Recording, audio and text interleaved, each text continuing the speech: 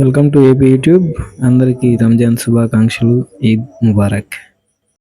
ముహమ్మద్ ప్రవక్త బోధించిన లా ఇల్లాహ ఇల్లల్లా అనే వాక్యం యొక్క సారాంశమే రంజాన్. ఇస్లామిక్ క్యాలెండర్లో 9వ నెలగా రంజాన్ వస్తుంది. ఇది చాలా ముఖ్యమైనది, పవిత్రమైనది. ఈ నెలలో చాలా కఠిన నియమాలతో ఉపవాసం ఉండటం మనందరికీ తెలిసిన విషయమే. సూర్యోదయం కంటే ముందు నుండి అంటే రోజా నుండి సూర్యాస్తమయం వరకు అంటే ఇఫ్తార్ వరకు నీరు, ఆహారం, కనీసం ఉమ్ము కూడా మింగకుండా చాలా కఠోరమైన ఉపవాస దీక్ష ఈ నెలంతా చేపడతారు.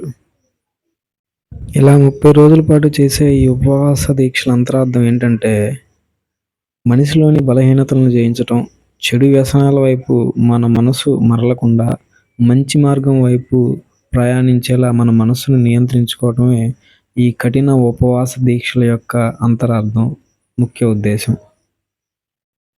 ఒక మనిషికి దాన గుణం ఎంత అవసరం అనేది కూడా రంజాన్ మనకు తెలుపుతుందన్నమాట. మనం సంపాదించిన దాంట్లో కనీసం 2% అయినా అసలు లేని వారికి మనం దానం చేయాలని చెప్పి ఖురాన్ మనకు బోధిస్తుంది. ఒక్క రంజాన్ మనిషికి ఆకలి విలువేంటో తెలుపుతుంది. ఒక్క రంజాన్ మనిషి ఎలా ఉండాలో, ఎలా ఉండకూడదో నేర్పుతుంది. ఒక్క రంజాన్ మనిషికి విలువలను, మానవత్వాన్ని ప్రబోధిస్తుంది.